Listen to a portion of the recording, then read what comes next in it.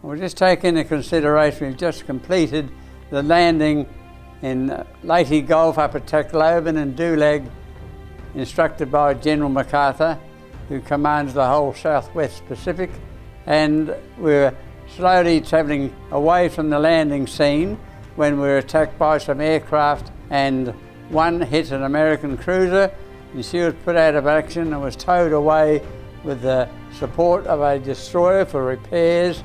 And it was after this event that they decided to form up a great battle in the Surigao Strait to defend what we expected were Japanese attacks from the south.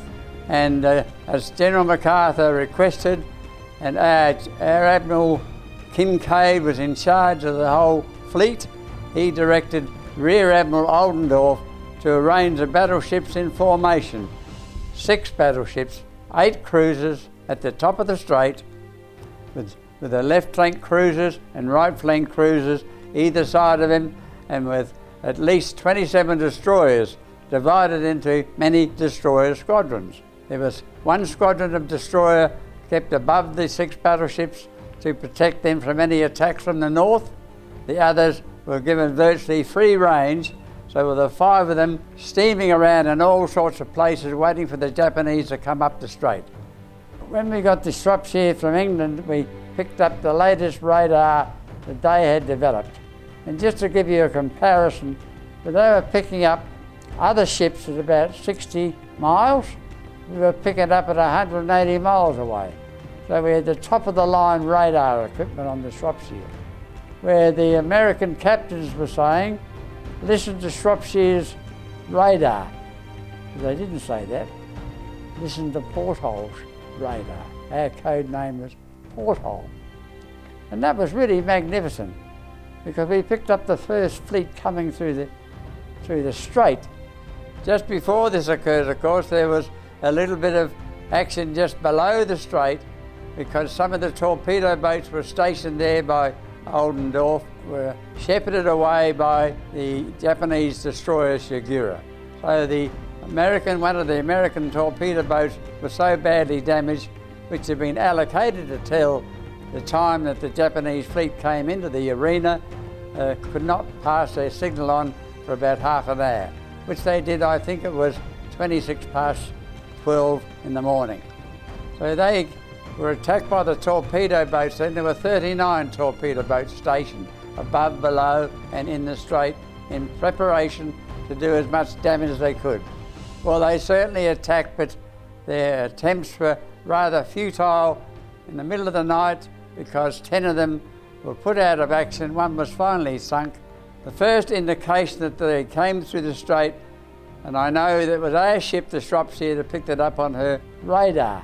At 3 hours, 3 minutes after 12, a fleet of ships were headed through the strait. We assumed they were Japanese. Started to head up north towards where we were situated. And that was on the 25th of October, 1944. And that went on for nearly 2 hours before the first attack occurred at about 2 o'clock in the morning. And remembering it was still fairly dark, even though the sea was calm, all you could really see was the movement of shadowy ships up and down through the narrow straits of Surigao, which were 12 miles at the beginning, 30 miles long and 25 miles at the top. Not only that, there were quite a number of islands one had to contend with at the same time. At this stage, the whole battle fleet, as far as we were concerned, we were 17,000 yards away from the Japanese fleet coming up the strait. We struck home when they got within about 12,000 yards. However, the destroyers got in first and did what you might claim more than half the damage required to eliminate the Japanese. They were absolutely magnificent in their attacks on the Japanese First Fleet. At 0300, Destroyer Squadron 54 came in and fired 27 torpedoes. And 6 of those torpedoes hit the Japanese battleship Fuso.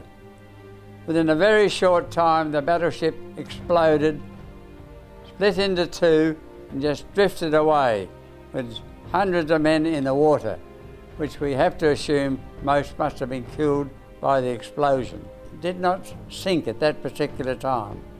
Another destroyer squadron came in at 3:11 in the morning and fired the 20 torpedoes, and they made one hit.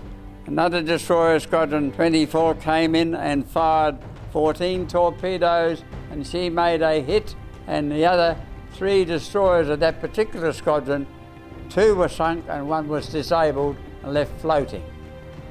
And so what really happened in the end of all that damage that was done, only 3 ships finally pursued up north to attack the American fleet. That was 1 battleship, Yamashiro, 1 heavy cruiser called the Megami, and 1 destroyer called the Surigao. They were the only 3 ships left for us to sink. We opened fire at 03:51 in the morning. The cruisers, they got in first and attacked the Japanese battleship Yamashiro. We're not too sure at the time about whether they also hit the Megami, because she got very badly damaged during this attack and steamed south. Disabled, was finally sunk by the Japanese themselves with their crew taken off by a destroyer. Shropshire, which one we like to talk about, of course, didn't open fire to 03:56 at 4 minutes to 4. And that delay was caused by somebody leaving one of the hatches open in the gun turret.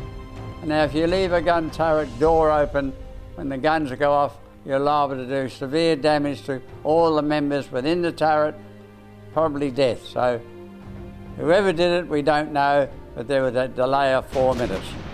So finally, everybody opened fire. Shropshire, in her excellent gunfire, for the first time ever in its life, excelled itself with firing off 5 broadsides per minute, which it had never done before. Fired 32 broadsides, of which 16 had direct hits on the Yamashiro and 3 were smothered. The whole area was absolutely smothered with gunfire. Really, the firepower was great. You could hear the shells virtually from far as we were concerned, firing just to the side but over the top of us. Like cruisers the American had, they tended to rapid fire their guns.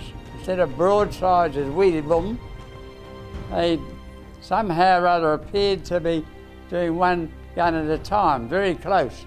And they poured a stream of ammunition into the Japanese. Never-ending stream from their 15 6-inch guns on board their cruisers. Even I can remember seeing that to this day. Some American bloke described it, it looked like a train on the horizon, going across the horizon. Magnificent. Our captain even admitted he thought we were firing at the heavy cruiser. But there's not much difference on a radar set between the heavy cruiser and a battleship. They're both big long ships of over 600 feet long, and all you're getting is a minor shape. It lasted until exactly 9 minutes past 4 when the order of ceasefire was given, and it happened that way. However, once again the old ship Shropshire had just loaded its guns, and son, you never leave any big guns loaded with shells when they're hot. So she fired the last 7 of her 8 guns, and believe it or not, they hit the Yamashiro. So altogether, it was a magnificent battle to witness for what we did for the few ships left to actually fire upon. The destroyer Surigao got slightly damaged during this altercation. We're not too sure who hit it, but she was damaged.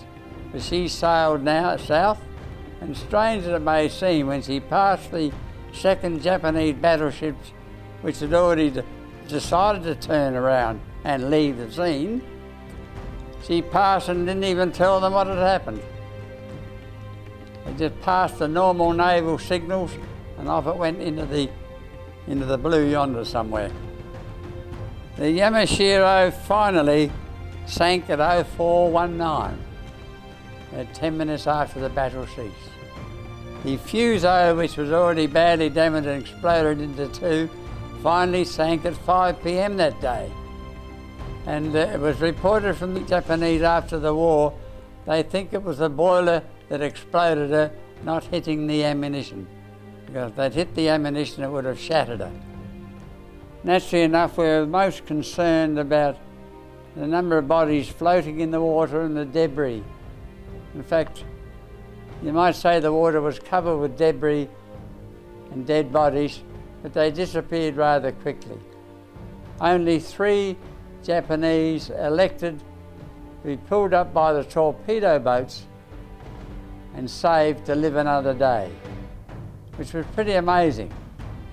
On top of that, it was estimated the 2 battleships, 1 heavy cruiser, 1 light cruiser, and 4 destroyers, about 5,000 Japanese died that day.